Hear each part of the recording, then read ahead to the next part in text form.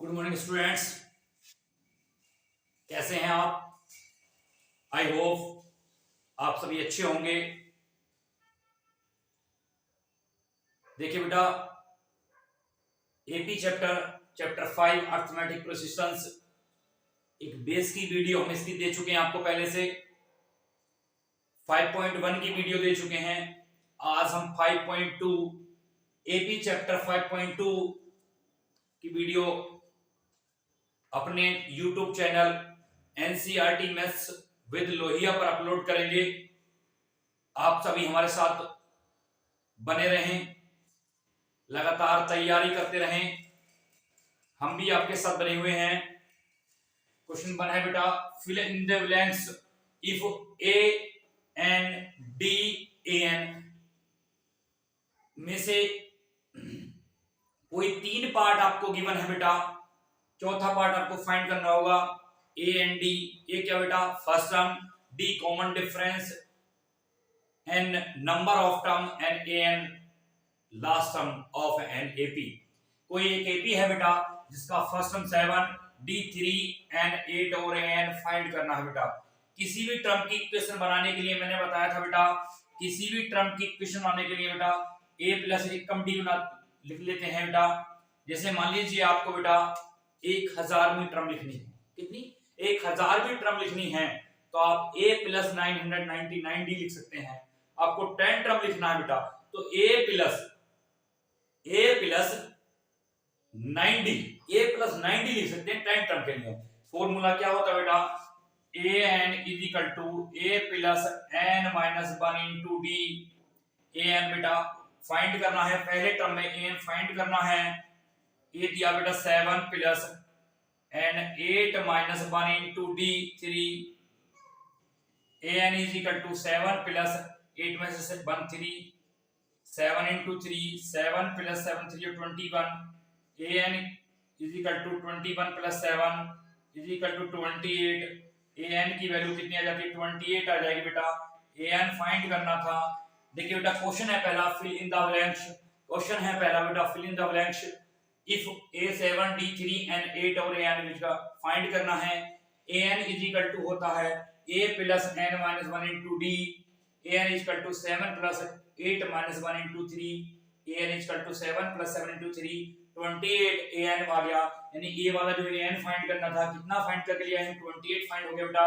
First part इसका complete होता है। सेकंड पार्ट की बात करें बेटा, सेकंड पार्ट कहता है a is equal to minus 18, d is equal to find करना है, n इज इक्वल टू बेटा 10 और an 0 गिवन है।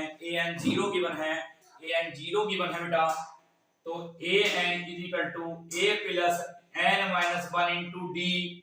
an बेटा 0 इज इक्वल टू a बेटा माइनस का 18 प्लस n कितना? n 10 है, 10 माइनस 1 इंटू डी कितना बेटा? d फाइंड करना है। d फाइंड करना है सेकंड पार्ट में, d फाइंड करना है सेकंड पार्ट में बेटा। तो 0 इज इक्वल टू माइनस का 18 प्लस 9 इंटू डी। माइनस का 18 इधर प्लस का आ जाएगा बेटा, is equal to 9d, d is equal to 2 आ जाएगा। सेकंड पार्ट में जो d फाइंड करना था बेटा, d की वैल्यू कितनी आ गई? 2 आ जाती है। इसी प्रकार थर्ड पार्ट देखेंगे। थर्ड पार्ट में क्या बेटा? a की फाइंड करना है। a n गिवन है माइनस का 5 is equal to a plus n 18 minus 1 into 18 minus 1 into D. D की वैल्यू कितनी बेटा? माइनस 3 गिवन है, माइनस 3 गिवन है। माइनस का 5 is equal to a plus 17 minus 3 is equal to a plus 17 से 51 minus का 5 plus 51 is equal to a। a की value बेटा कितनी आ जाती है? 46 आ जाती है। ये जो a फाइंड करना था इसकी वैल्यू निकाल के लाते हैं बेटा, कितना? 46 आता है।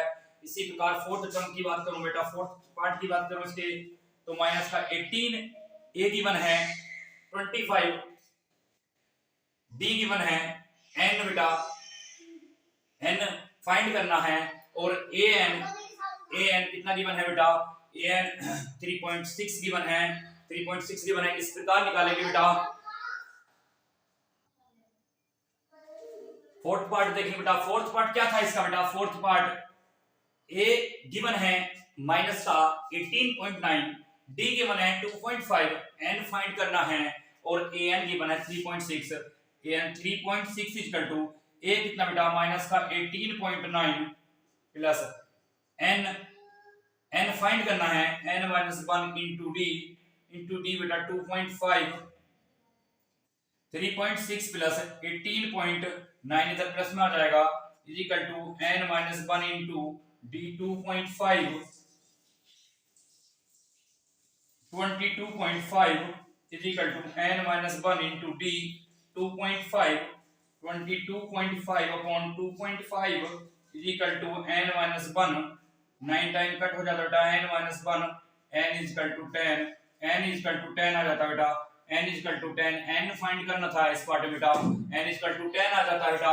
इसी प्रकार इसका फिफ्थ पार्ट होगा ए गिवन है 3.5, ए गिवन है डियर स्टूडेंट्स, ए गिवन है 3.5, डी गिवन है 0, ए एन गिवन है बेटा 105 और ए एन फाइंड करना है तो A N is equal to A कितना बेटा 3.5, 3.5 plus N 105 minus 1 into 0 D A N is equal to 3.5 plus 104 multiply 0, 3.5 plus जो 0 से टकराएगा वो स्वयं 0 हो जाएगा बेटा, कुछ 0 3.5 तो A N is equal to 3.5, A N is equal to 3.5। देखिए बेटा फिल इन द ब्लैंक्स के साथ क्वेश्चन था बेटा फिल इन द ब्लैंक्स के साथ। एपी क्या कहते हैं बेटा, एपी होती है सीक्वेंस का खेल होता है बेटा, सीक्वेंस का इसमें जब the sequence of each term of an AP, किसी भी एपी की जो सीक्वेंस है बेटा ईच टर्म के बीच में इक्वल होती है वहां एपी होती है बेटा। और nth टर्म फाइंड करने का फॉर्मूला होता है बेटा, nth टर्म फाइंड करने का फॉर्मूला होता है a plus N is equal to a plus n minus 1 into d। मैंने बेस की वीडियो में एक्सप्रेशन किया बेटा पूरा, an क्या है लास्ट टर्म है, a क्या है बेटा फर्स्ट टर्म होती है, n number of term find जो करनी है हमें नंबर ऑफ टर्म होती है, d डिफरेंस होता है। अभी बेटा फिल इन द ब्लैंक्स के साथ क्वेश्चन था पूरा हमारा बेटा, किसी में a फाइंड करना, किसी में n फाइंड करना, चार पार्ट है a एंड d, चार में से कोई तीन देगा बेटा, एक फाइंड करा रहा है। nth टर्म फाइंड करने का फॉर्मूला बेटा, और किसी भी एपी की n टर्म फाइंड होती है बेटा, उसको लिख सकते हैं a प्लस एक कम d। 1000 में टर्म आपको लिखनी है, 1000 टर्म के लिए लिखेंगे तो a प्लस 999d लिख सकते हैं। 100 टर्म के लिए लिखेंगे बेटा, 100 टर्म के लिए लिखेंगे a प्लस 999d, 1000 की तो a 100 की बेटा a प्लस 900 नहीं लिखेंगे, 9a प्लस 99d लिखेंगे। किसी भी टर्म की इक्वेशन बनाने के लिए बेटा a प्लस एक कम d लिख लेते हैं, किसी भी टर्म की इक्वेशन के लिए बेटा क्या लिख लेते हैं, a प्लस एक कम d लिख लेते हैं।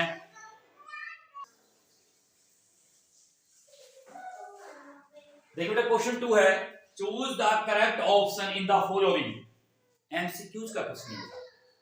Tick the correct option, option को करेक्ट करना है, कौन सा ऑप्शन ठीक है बेटा, ऑप्शन को करेक्ट करना है कौन सा ऑप्शन ठीक है। क्वेश्चन है 30 टर्म ऑफ एन एपी, कोई एपी गिवन है बेटा, आपके लिए एपी गिवन है 10 7 4 dash is 30 term of an AP. मैंने बताया बेटा किसी भी टर्म की इक्वेशन बनाने के लिए आपको a प्लस एक कम d फाइंड करना है। आपको 30 टर्म की बात बता रहा है बेटा, आपसे पूछा जा रहा है बेटा a प्लस 29d, 30 टर्म की बात यदि करता है क्वेश्चन में 30 टर्म, तो 30 टर्म के लिए आपको क्या करना बेटा a प्लस 29d लिखना है, a प्लस 29d लिखना है। किसी भी टर्म की इक्वेशन के लिए, किसी भी टर्म को फाइंड करने के लिए आपको क्या बनाना है, a प्लस एक कम d, a प्लस एक कम d बनाना है। AP की बना बेटा 10 7 4, a की बना बेटा 10 प्लस और d डिफरेंस बोलता है बेटा, difference 7 minus 10 equal to minus का 3, तो 29 minus 3 10 plus 29 3 87, 10 minus 87 is equal to minus का 77 इज इक्वल टू माइनस का 77। क्या बेटा 30 term of an AP, 30 term of an AP, कोई एपी है बेटा आपके साथ। Dear student 10 7 4 dash dash, AP घटते क्रम में दिखाई देती है, 10 7 4 डैश डैश, इनका डी माइनस का होगा, ए 10 टर्म, क्या बेटा A 10, first term of an AP को क्या बेटा बोलते हैं ए। डी डिफरेंस -3 30 टर्म के लिए बोलता है बेटा। किसी भी टर्म के क्वेश्चन के लिए मैंने बताया a प्लस एक कम b लिखना है, a प्लस एक कम b, तो 30 टर्म के लिए a प्लस 29 d निकाला बेटा 77। ऑप्शन सी करेक्ट बैठता बेटा। Option C is correct. Option C is correct.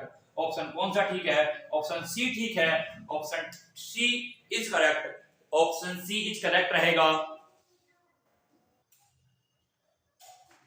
Second part, 11th term of the AP -3 -1/2 2 is dash।